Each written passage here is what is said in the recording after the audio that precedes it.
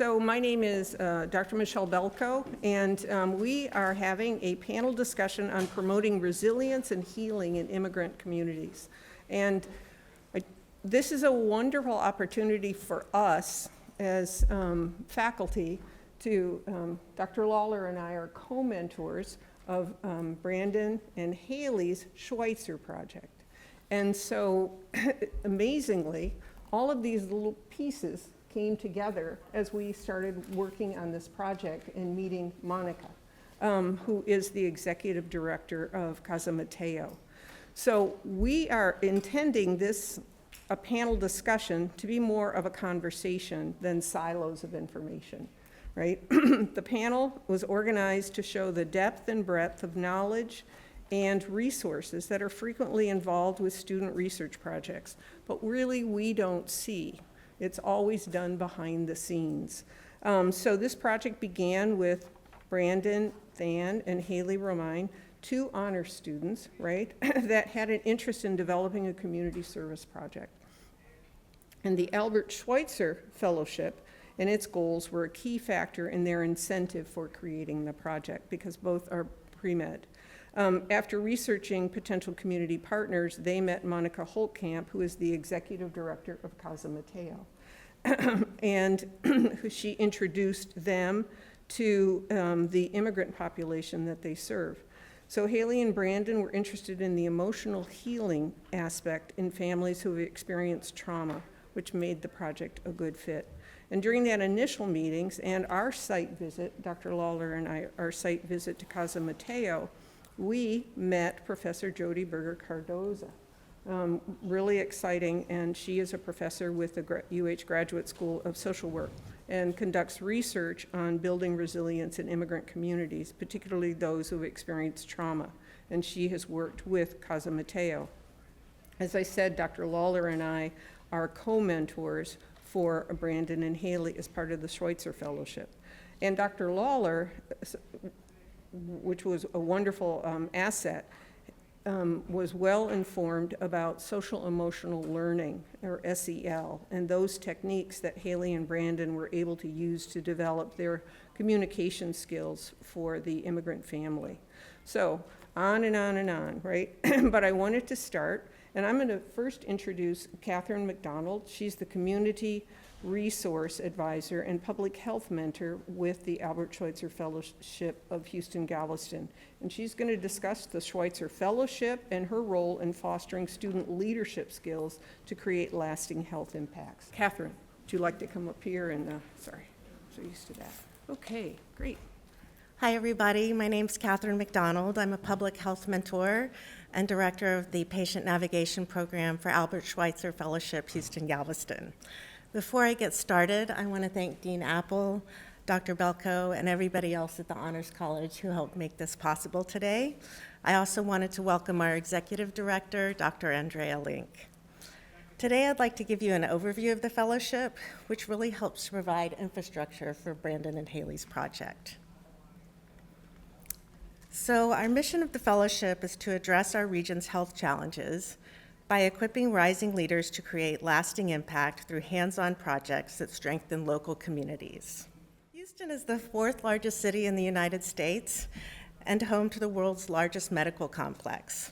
But despite these facts, entire communities in the region still face limited access to medical care and other essential services. So what if we could harness the innovation and passion of the brightest undergraduate and graduate students in our area to tackle our community's most pressing health issues?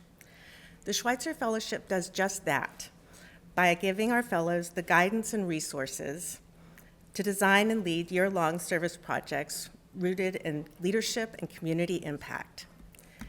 A little background on the fellowship: it was founded in 1940 by Dr. Schweitzer, a Nobel Peace Prize winner. He wanted to bring medical residents to the Schweitzer Hospital in Lambaréné, Gabon. The Houston-Galveston chapter was started in 2008 and is the largest of the 10 chapters around the country. Although our chapter is labeled Houston-Galveston, we serve schools and community partners throughout the state. That would be a big ambition. Our chapter is also the only one that has junior fellows, which serve undergraduates. So a little bit about the fellowship structure. Our junior fellows plan, implement, and evaluate 100-hour service projects that address unmet health needs identified by community partner agencies. Half of these hours are planning and development of the project, and the other half are direct services within the community. Fellows have a comprehensive team of mentors, a public health mentor, an academic mentor, and a site mentor. The public health mentor serves on the Schweitzer side, and these mentors help guide the fellows through their project year. Junior fellows are given a $650 stipend and the opportunity to apply for more funds through mini grants. We host 10 didactic meetings throughout the year. These monthly meetings have expert guest speakers and present on things like project management, public speaking, servant leadership, and other relevant topics. We also have a winter symposium where fellows present or workshop their projects with other fellows and community partners. So where do our fellows come from? Well, 5 to 10 of our undergraduate fellows come from the UH Honors College or the Prairie View A&M University Honors College. Our approximately 65 graduate students come from schools of medicine, pharmacy, dentistry, social work, public health, physical therapy, law, and nursing. There are several different health tracks that Schweitzer projects typically fall under. And you'll notice that there are a lot of options for fellows to consider when designing their projects. So why do the fellowship? You'll receive training in leadership and communication. You'll learn about project management, cross-cultural understanding, and best practices for addressing health needs. You'll get real-world experience in networking with nonprofit professionals, public speaking, and community organizing. Upon graduation, you'll join our alumni network of Fellows for Life, which is a valuable source of continued education and networking, but most importantly, you'll be actively making a difference in our community.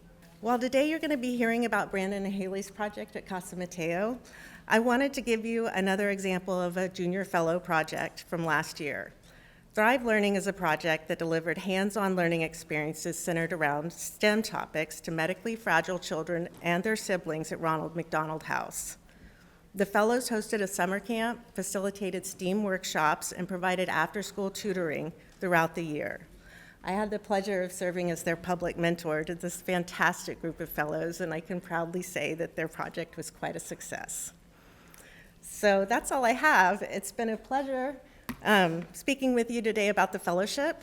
Please email us if you have more questions, and definitely go to our website to get more information. Thank you.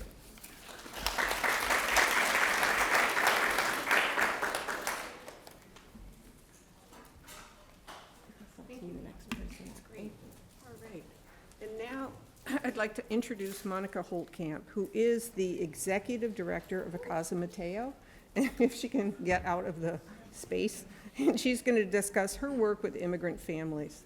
So thank you, Monica. Photo of the university.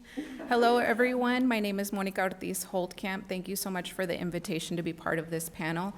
I serve as the Executive Director of Casa Mateo, and I am a very proud alumni of the Graduate College of Social Work. I actually was just talking about my graduation 12 years ago, but I'm very proud to be back, and I'm even more proud to be part of the Albert Schweitzer Fellowship. I actually learned about Albert Schweitzer Fellowship through Catherine McDonald on a visit to Casa Mateo. So Casa Mateo is a shelter for women and children. We opened our doors last year in June, so we've just been open a little bit shy over a year. And we are an independent 501c3, but our seeds were founded by the Episcopal Diocese of Texas. So I actually met our co-founders just on a random visit. They invited us when I was still working with Baker Ripley at the time with their immigration and citizenship program, and they were really wanting to learn what the landscape of immigration was at that time. And so we started talking through one of the biggest barriers of access to services for any community that's vulnerable, and that's just not knowing that the information is out there for you to have. And so one of the biggest things that we put on as top of mind when we were building out our programming was how do we make sure that we are collaborating across different professions?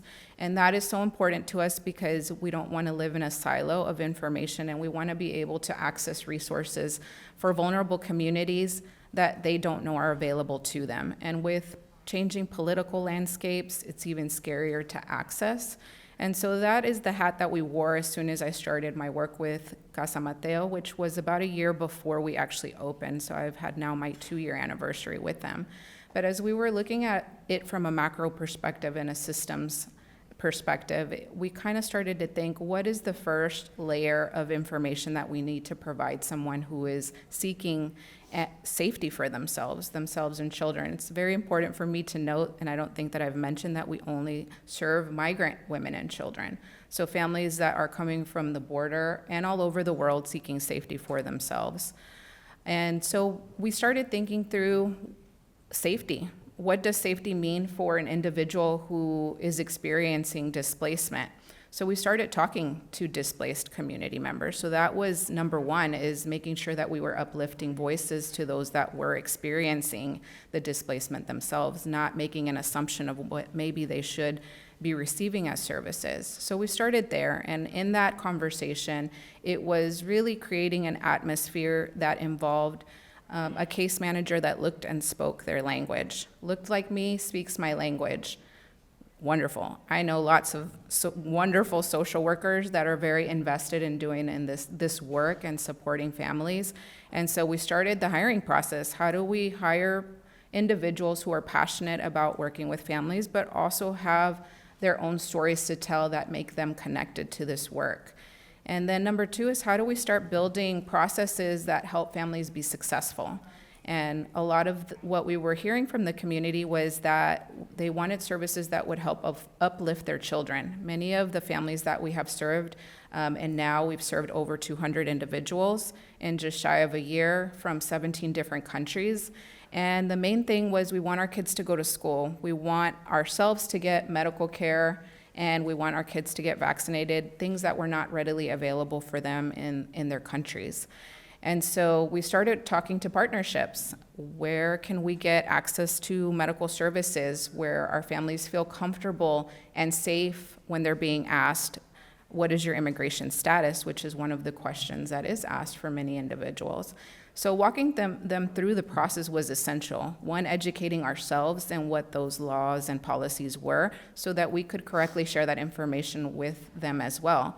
And so it's usually an option. And so just sharing with the folks that we were working with, they are required to ask these questions of you in many settings. However, you also have the option of saying no or no thank you. And how we present that information is critical for them to be able to access those services, right? And so the next thing was, how do we bring in our community in a safe way? Which is one of the biggest things that I love about Albert Schweitzer, is that many of you guys in this room are the next generation of this work, right? And just bringing in people that our guests could learn from, for us to provide education as well. It goes on a spectrum of learning, from language all the way to how do we partner together to provide services. Maybe there's some gaps that we're seeing, and how do we build upon that? And that's where the Albert Schweitzer's Fellows were so excited in the project that we had. I met Dr. Jody Cardoso along the way, and as part of that, we started a pilot this summer at Casa Mateo called Confío en mí, confío en ti, and she'll share a little bit more about that in a little bit. But one of the things we wanted to do was kind of build upon that research, and that was where the Albert Schweitzer's Fellows came in. And really what we wanted to do was teach from basic level of emotions. This is not unique to this population. We are often not encouraged to share that we're having a bad day or that we're sad or frustrated. So we really wanted to take the lens of, how do we teach social emotional learning and incorporate that into our programming in a way that doesn't feel scary or invasive, because these are still very taboo topics for many communities.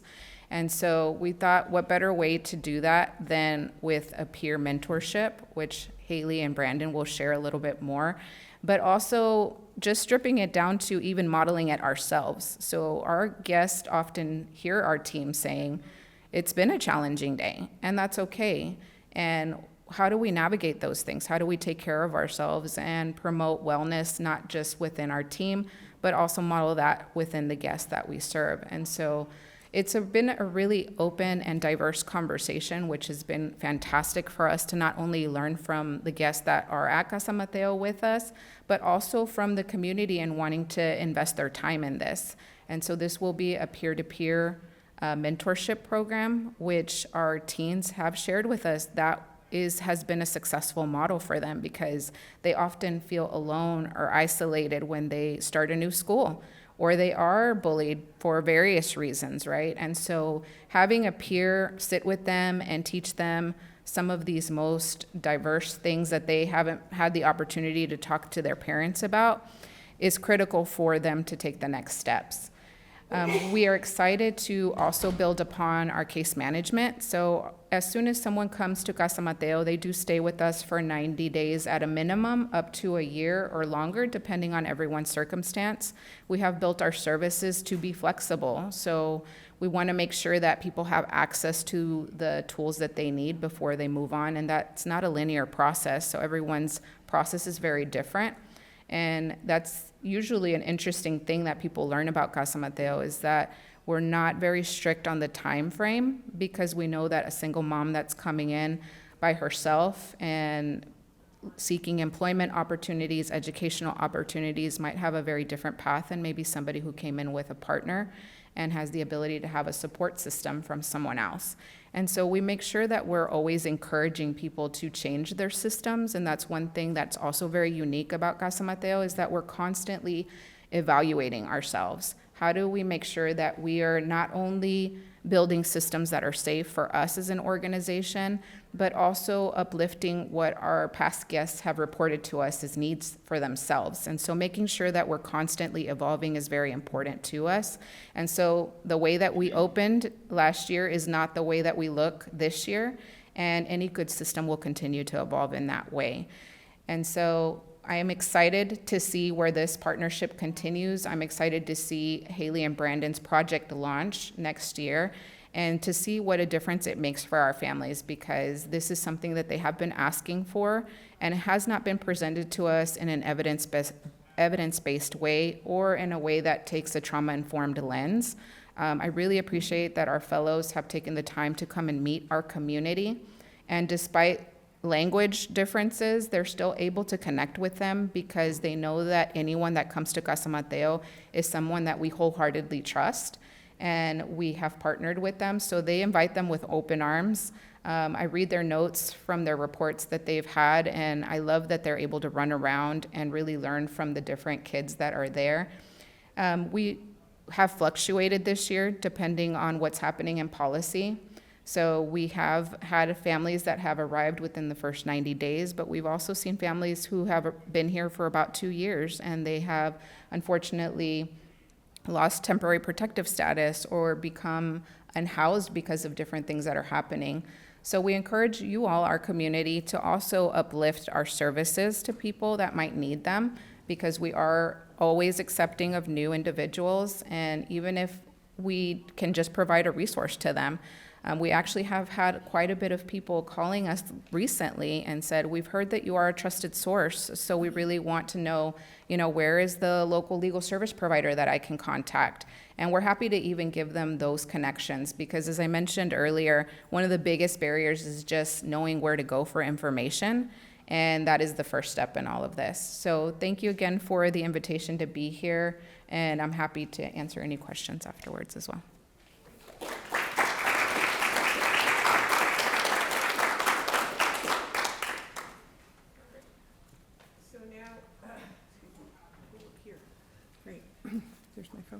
So now I'd like to introduce Professor Jody Berger-Cardozo, who's going to speak on the population and her exciting research with her excellent, support.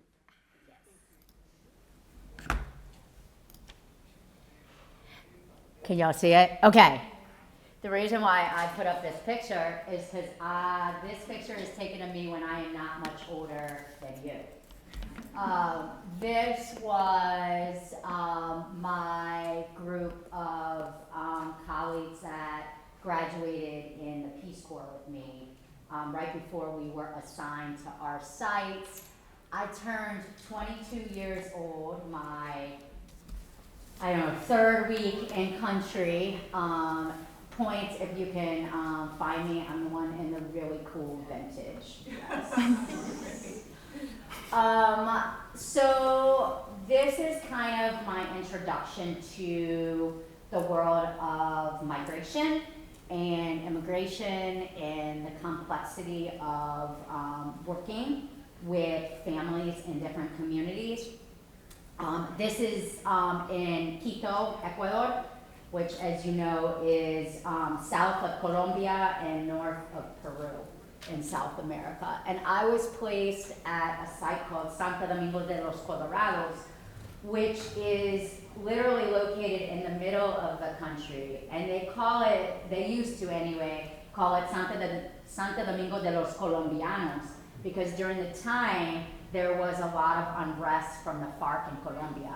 And so there was a constant migration of Colombians down into Ecuador, and then Santo Domingo was the road you take up to Colombia. But it was also very interesting because many of the families that I lived with, they would go up into Colombia and work.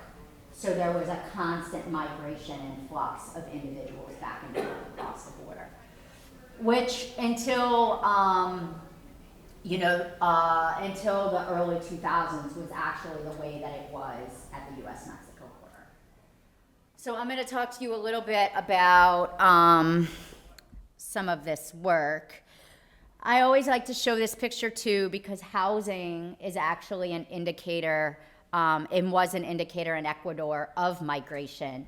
The difference being that when you had an aluminum roof, oftentimes it was a sign of deeper and more pervasive poverty, where concrete roofs were an example of remittances or money sent back to the country. And so you could tell a lot by the dwelling that a person lived in, whether or not they had been receiving international money. I'm going to skip this. One of the things that we think about in terms of immigration and the immigrant experience is the dynamics of the journey and when the journey starts and how that works. So usually there's a pre-migration context, and that's the context in the individual's country of origin. Then there's the migration journey or the flight from the country of origin through the migration part into the arrival. And then there's the initial adjustments, the transition, and the acculturation. And of course, this is a very simplified version of what the immigrant experience is, but it just goes to show you that the immigrant experience really does not begin at the time of arrival. It actually begins in the country of origin when forced migration occurs. And then it's the disruption of migration that happens throughout the journey. And the adaptation process in the country of the reception country. There's lots of immigrant community stressors. There's economic stressors, as my colleague and friend talked about, Monica, access to resources, legal protections, deportation fears, family and mental health stressors, and breakdowns in housing and placement. I got involved in this work really after I got a master's in social work from Columbia University, and I was working in the Lower East Side and in the South Bronx in immigrant communities, and then decided to come back down south. I'm originally from New Orleans. And so I came here and I got this job, and I was working in the communities treating migration-related trauma and stress in kids. And I was increasingly frustrated by the amount of times that I was treating post-traumatic stress disorder, separation anxiety disorder, major depression disorder, all these disorders, all these mental health conditions in children that were really a function of the environment and what I would talk to as structural violence in communities, in immigrant communities. And so there was only so many times that I wanted to treat separation anxiety in a child who had the anxiety because their parent had been deported from the US. And so I really started to ask some of these big questions, like, maybe this isn't an individual issue. Maybe this is a systemic issue. And maybe it's our policies and practices that are causing people in some ways to be sick. Harris County has the highest rate of deportation among all counties in the United States. As far back as 10 years ago, there was estimates as many as 750 to 1 million children who had been orphaned due to parental deportation, US citizen children who had been orphaned as the result of parental deportation.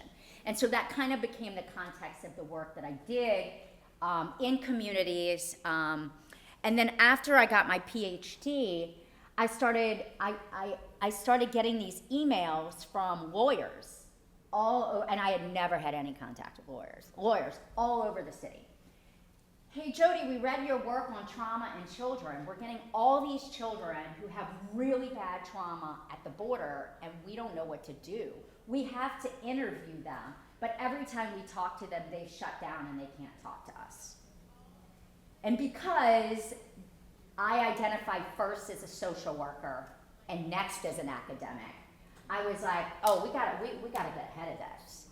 So I started working in legal service providers and legal organizations about how to make the interview process for preparing for asylum and special immigrant juvenile cases and other kinds of immigration relief cases. I started to prepare attorneys for how to have those conversations. And then I started training social workers on how to do mental health evaluations for children and families seeking asylum so that they can testify and assist in court. And this all came from this phone call from a couple of attorneys at the UH Law Clinic of hey, we read your work on childhood and trauma and immigrant kids. We really need some help here. We're way out of our league. What do we do? And so that was kind of how all of this work started. And it led us to, in 2014, the development of the Central American Minors Work Group, which is really crazy. We never had anticipated this would ever happen. But Save the Children came in, an international organization that deals with disasters in children, came into Houston after we had a massive influx of unaccompanied minors at the border, children who migrate without their parent. And they formed this working group, and they were like, we don't know how to respond to the needs of these children because Harris County receives the number one, it has the highest number of unaccompanied minors released to communities. We also have the highest rate of deportation. We also have per capita the least amount of mental health services available to immigrants and refugees in the country. So you can see the complexity of this problem, right? And so all of these people got together and were like, okay, well, how do we handle this? And we've been getting together since 2014. Volunteers from legal service providers, medical providers, HISD, Spring Branch, all districts all over the state. Now we have people come in from DC, we have people come in from Austin, learning about the kind of work that we do. And this is one of the largest grassroots working groups in the country that's non-funded. It's been cited and researched by UNICEF and things. It's pretty cool. This has continued to inform my work. Every time I have a research question, every time I have a community problem, I come to this group and I'm like, hey, I keep seeing this, what do y'all think? What do you think? What do I think? And then they're like, oh, you should talk to our friend Monica. She used to be at Baker Ripley, but now she's running this new shelter called Casa Mateo. I really think y'all are gonna jive, and the things that she does are the things that you do, and y'all should get together. And by the way, she's an alum of the GCSW, so I bet she'll totally talk to you. Right, so this is kind of the nature of my work. Again, I identify first as a social worker, and then as an academic. Academia happens to be what I do, but social work is who I am. So I identify with my community, and through this Central American Minors Working Group and through my work with Monica, we have done a bunch of work. I'm not going to go through this, but this is a study I did with the Migration Policy Institute, a think tank in DC. And we looked at the effects of immigration enforcement on the mental health of immigrant children and US-born children in Houston and in Rhode Island, a place where we consider to be a sanctuary city. And we found that discrimination and immigration enforcement were linked to conditions like post-traumatic stress disorder, anxiety disorders, anywhere from separation anxiety disorder to social phobia, all the way to major depressive disorder.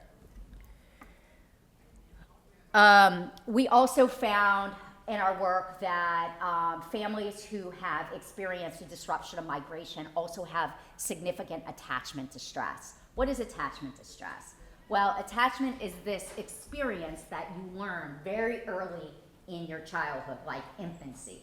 When your mom or your parent or whoever responds to your needs, you learn that the world is a safe place and you can go out into the world and you can experience these challenges, but you can do hard things.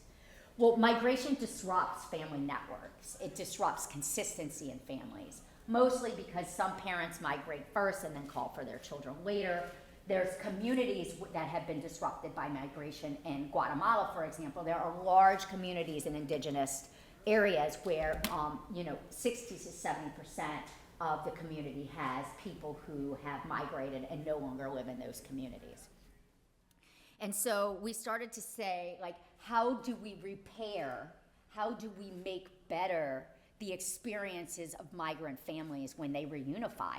We have all these kids coming to reunify with families, but when they reunify with their families, primarily their parents, they feel like they're reunifying with strangers. And there's all this conflict and disruption in the family.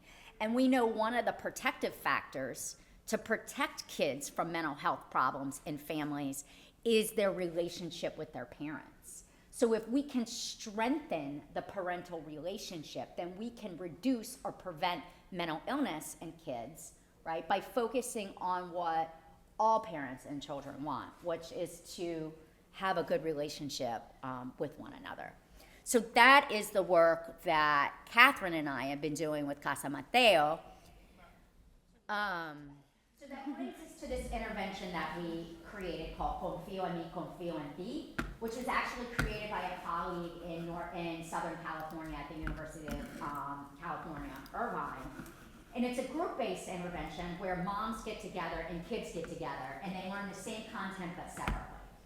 So talk about peer-to-peer intervention, right? And rather than need a master's degree from a fancy university like me, we specifically decided we were going to train what we call promotoras, or community healthcare workers, or individuals with lived experience.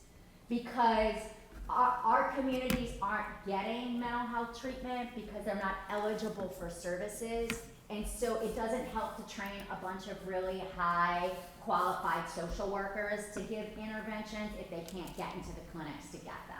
So we were like, let's train the community people. So we are training people with lived experience in caseworkers, case managers, in organizations.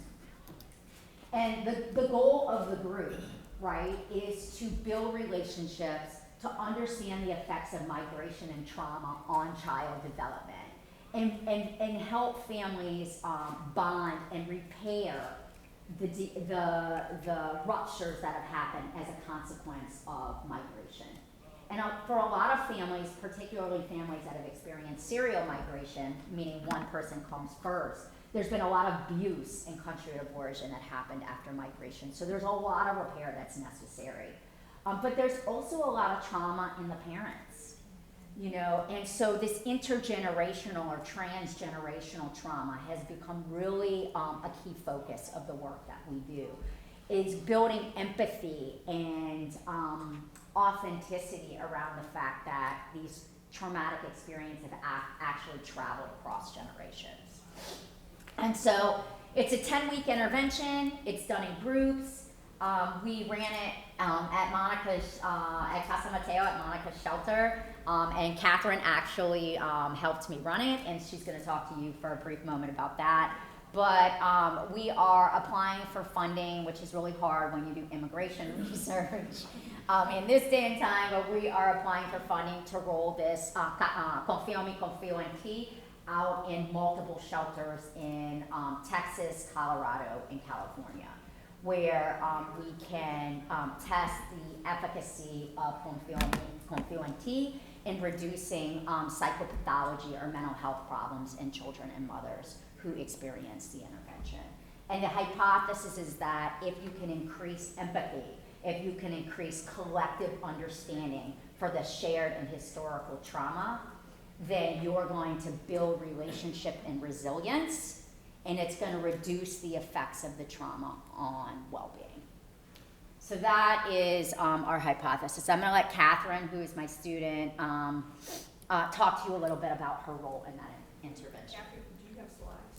No. Yeah, we're good. Yeah, yes. No, thank you. No, yes, that's good. No, yeah, I worked with Dr. Jody Cardoso, and so yeah, I'm in the world of education, more in the psychology world. But for me, I'm from Houston. I'm a child of immigrants, and I'm a product of HISD. And so in my work there, I did very similar work as you were saying that you're working on, where I was matched with a newcomer student, and I think I was very introduced to that world as a high school student, and not realizing me as a child of immigrants but born here, a lot of students were coming in and having these experiences. So I think now I'm pursuing my doctorate, and I feel like I'm in school psychology, so I'm in schools a lot and working with families and parents, but indirectly always working with the population of immigrants. So I was looking, as a student does, looking into who's doing this work in Houston at the University of Houston,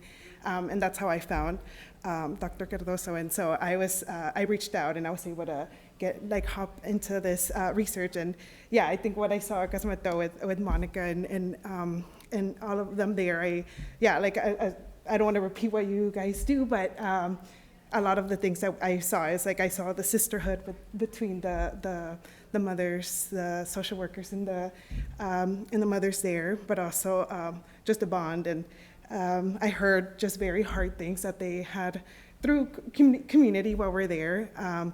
But I also saw a lot of feelings of I heard a lot of feelings of uncertainty and fears, but also their plans and gratitude and support with one another was very inspiring.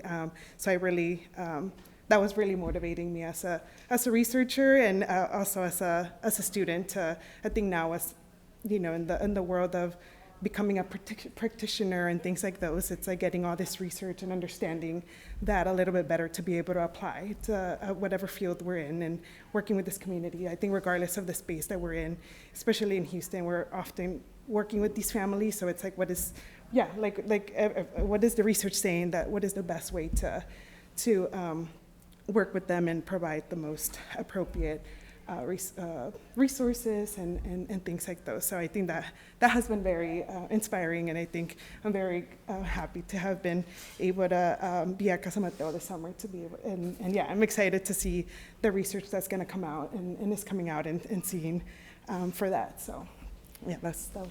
I think one thing that you should know about Catherine is that she kind of cold called me. She didn't know me, I didn't know her, she doesn't work in my college.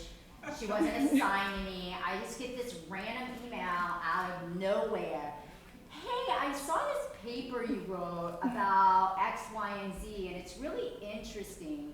Can I work for you? And I was so confused, because in social work we don't have labs, so it's not like I have this big team of people. No one volunteers to work, right? And she was like, no, I'll work for free. And I was so suspect about that, right? No way. But yeah, she worked for 10 weeks for my research project, going 2 to 3 times a week at Casa Mateo. By the end, the moms were they were excited to see me because I always arrived with the money, right? With the incentives. But they were very excited to see Catherine, and it felt really great to show up at the community centers, as Monica said, with a team of people that looked like the moms and had lived experience like the moms do. So as students, one of the things that you can do when you're interested is you can reach out to professors, you can reach out to community members and volunteer to work there, to have shared experiences, and that will open the door for you to have different ideas and thoughts about social problems that you may not know a lot about.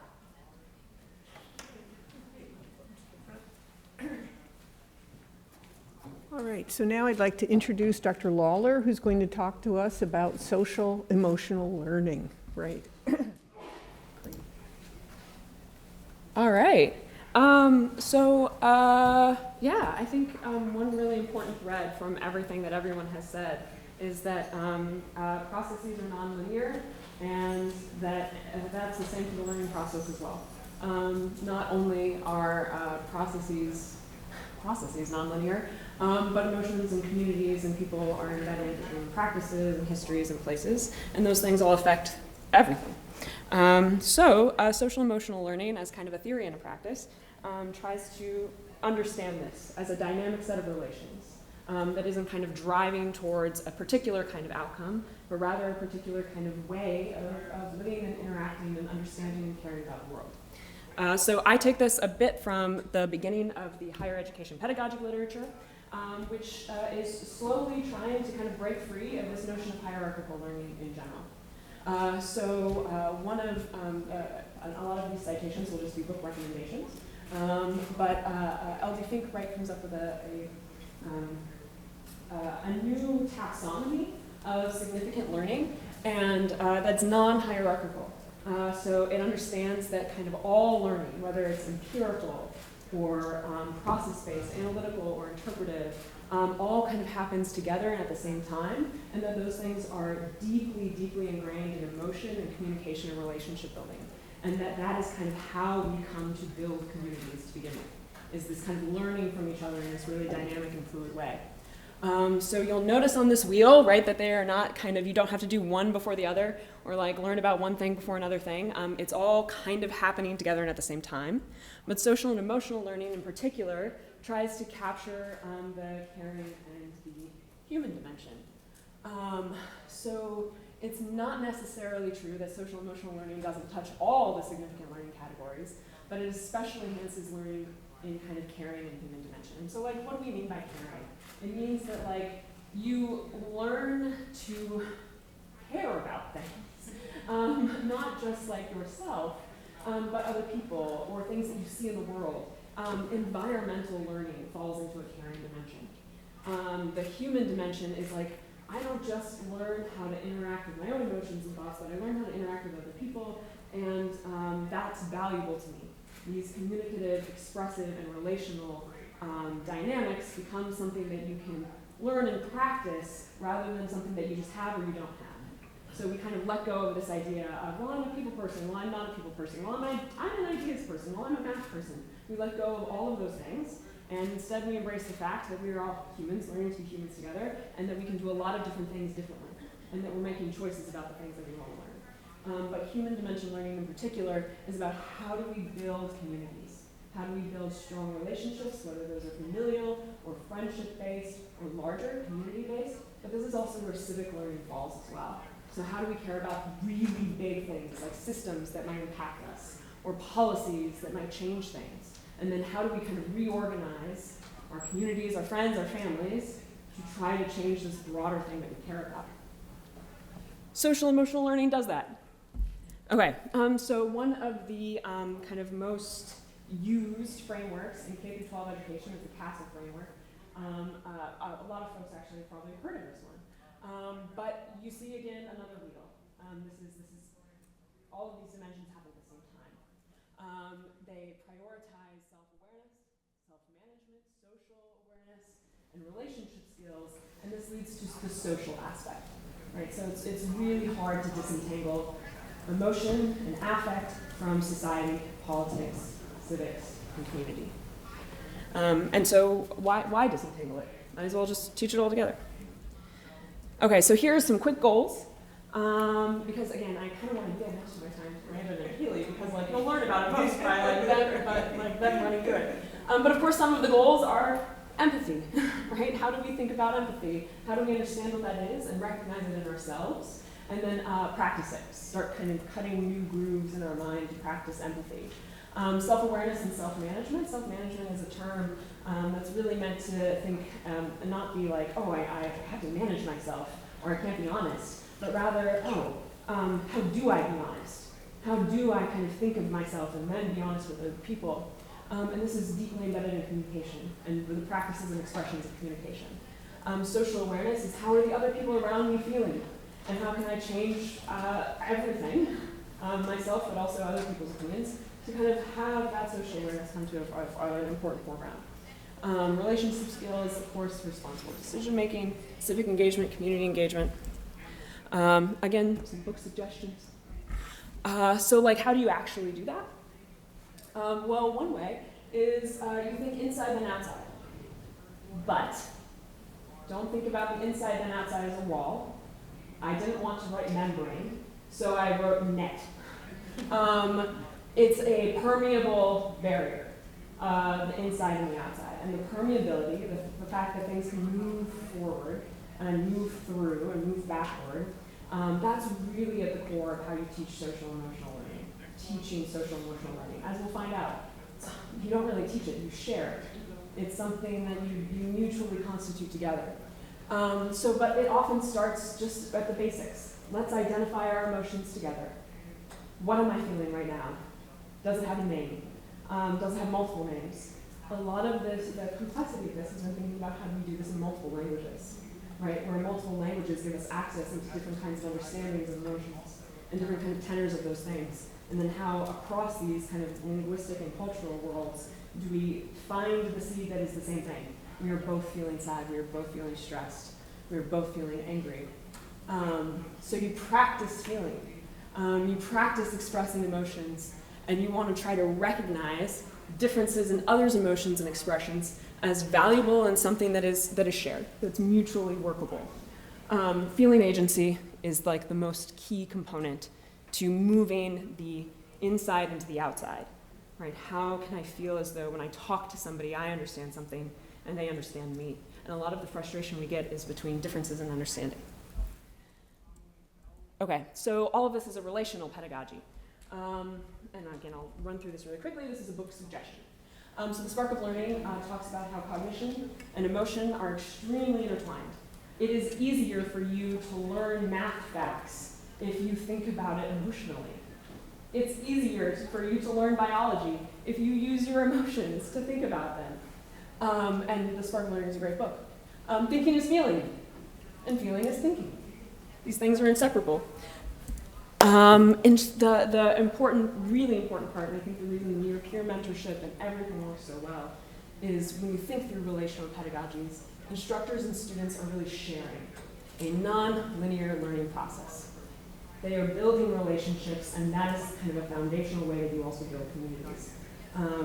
My suggestion is always Bell Hooks' series of books in higher education pedagogy, especially Teaching Community, which kind of walks through what these relationships might look like. Effective emotional understanding and communication skills are often shared. You just can't do this alone. You cannot do this. There's no way that you can make it to a perfect social emotional learning outcome by just reading books alone. It is impossible. Because that's not the point. The point is that it's shared and mutually constitutive.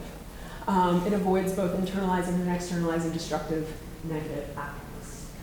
And those things often come out as anxieties or mental health issues or challenges. This is a book that talks through interventions for social emotional learning. There's an asterisk next to it because I think in general we kind of moved a little bit away from the interventionist model, that we can kind of have a single educational treatment and suddenly fix everything, and instead into kind of processes and shared characteristics. But the best way you can think about it, oh yes, sorry, last but not least, these, and you'll notice this in Brandon and Haley's lesson, the best part about social emotional learning is to practice interleaving. Interleaving, the concept that like all the things are connected, so you have to think about them all together all at once, or at least remember little snippets of them. And so often these kind of identity building and relationship building practices foster things like community belonging and care. All right. That's all I got. Brandon Than and Haley Romina, please. Well, hi everyone. My name is Haley Romine. I am a senior, and like I think Dr. Lawler mentioned, I am on the pre-med track. Yes. My name is Brandon. I'm a junior at the Honors College, and I'm also like Haley on the pre-med track. And through the Albert Schweitzer Fellowship, we created a project called Project Rise, which stands for Resilience, Identity, Support, and Empowerment. And this is a social emotional learning program that's targeting the development of emotional awareness skills in children coming from asylum-seeking families. And how are we going to be doing this? We're going to have fun, engaging activities that are targeting building emotional awareness, resilience, and communication skills in a healthy, safe, and welcoming space. But going into our whole approach to working with Casa Mateo, we really needed to be aware of the policies and procedures when working with such a special and resilient community. So these families and children, they really rely on us mentors creating sense of safety, trust, and belonging for every child, which is very fundamental in a program that wants to connect not only like the mentor and the mentees, but the mentees all together.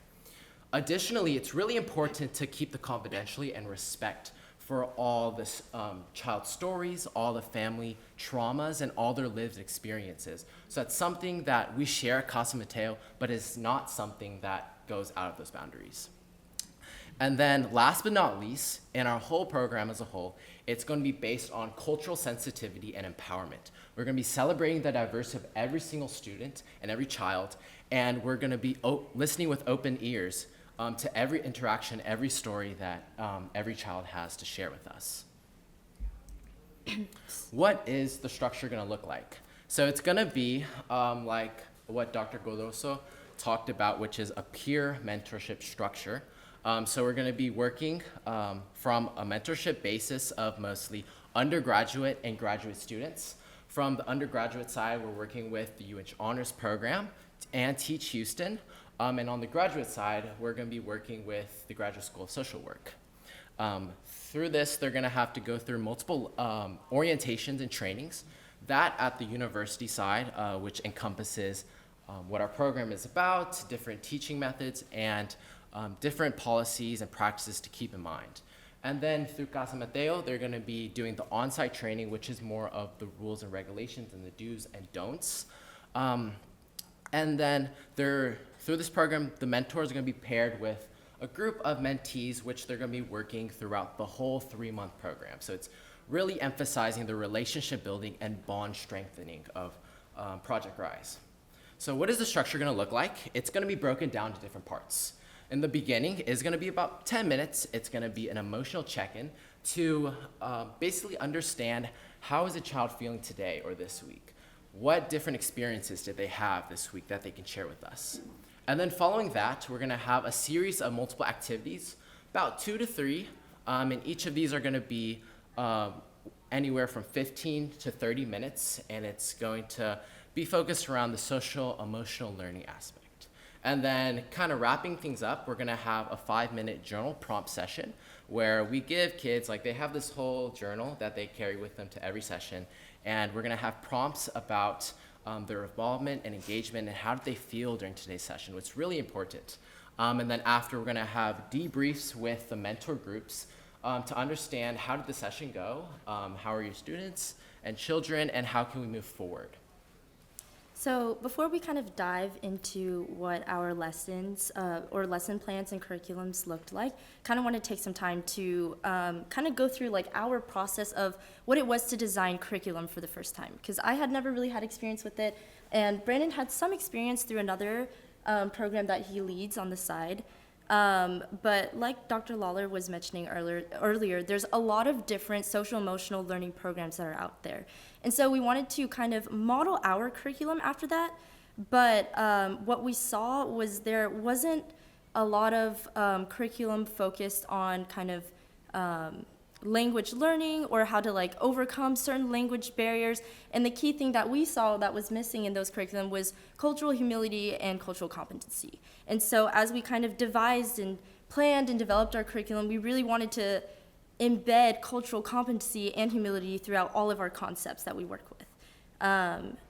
And so moving into our actual curriculum, we separated it into 3 different modules. So the first module focuses on self-expression and identity. So what that means for the kids would be how to communicate certain emotions in their language. So not necessarily English, but just being able to feel comfortable in sharing that they feel, tired, sad, or hungry.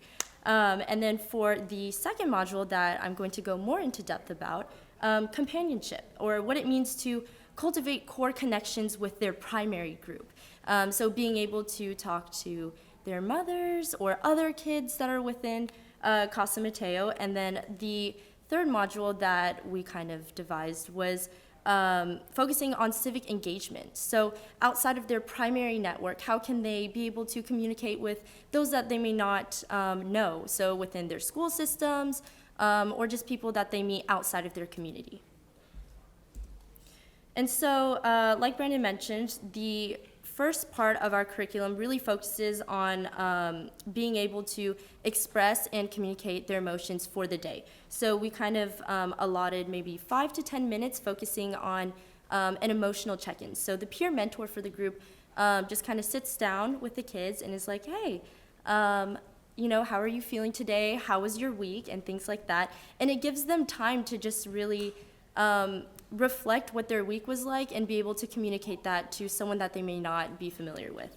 And so for the very first curriculum or lesson that we will bring to Casa Mateo, we're going to be focusing a lot on, self-introduction, so having the peer introduce who they are to their kids, and then again, giving them time to kind of share how they're feeling today.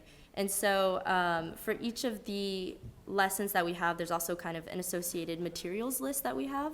And so, for example, for the emotion check-ins, we really want to have like emotion cards just in case they can't remember exactly what the right words are to say or to kind of describe how they're feeling in the moment. We want to have that, or like an emotion wheel or a thermometer. And so these are typically materials that are used in a social emotional learning setting.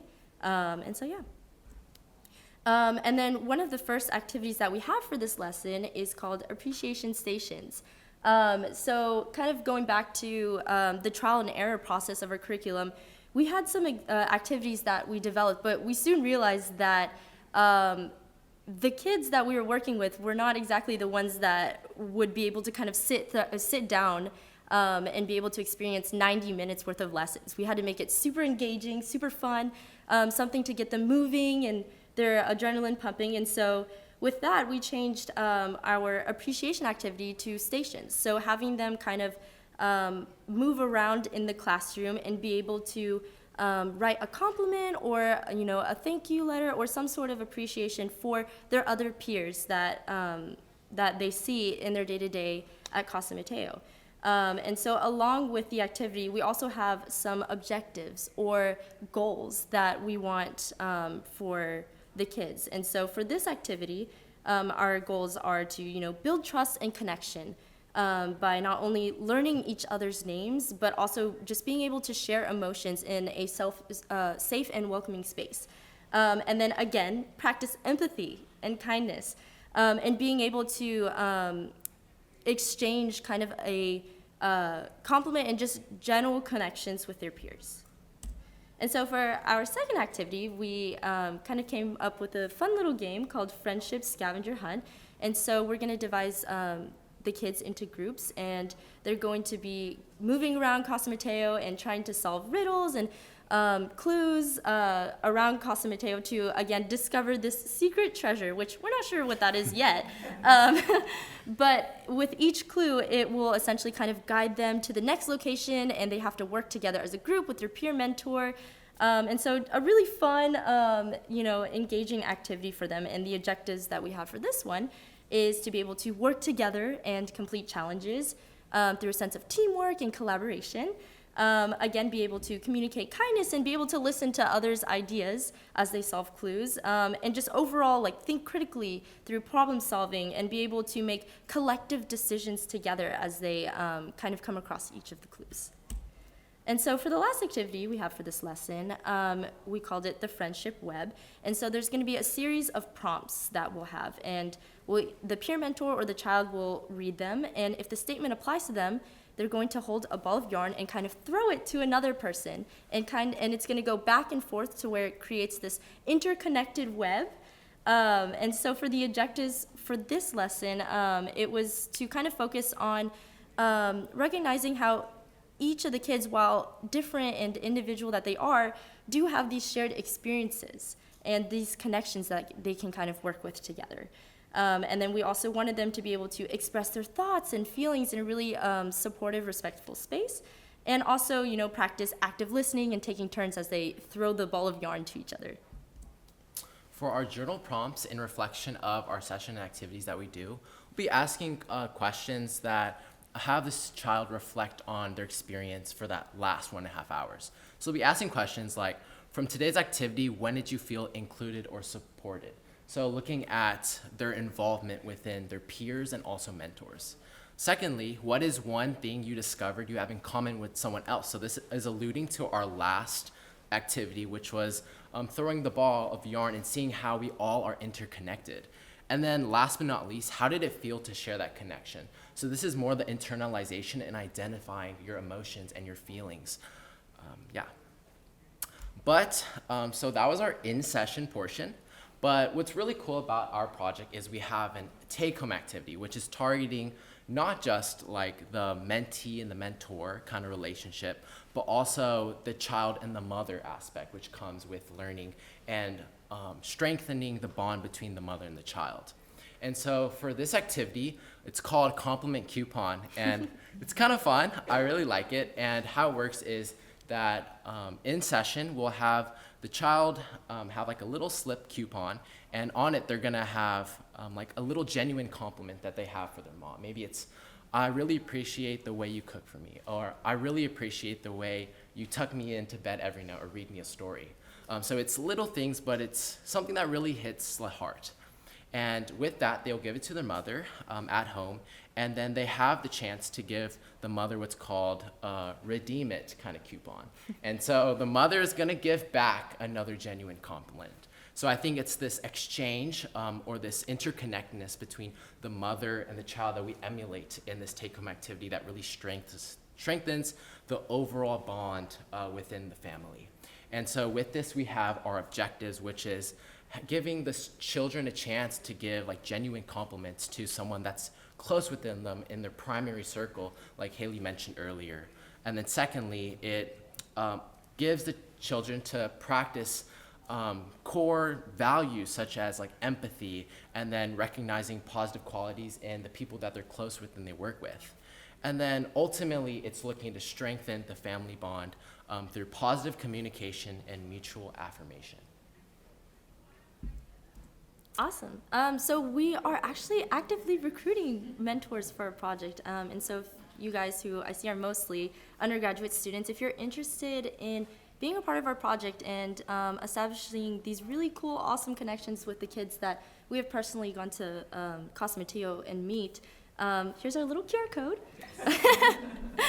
Yes. When are the groups? Saturdays? Yes, Okay. Saturday afternoons. Yeah.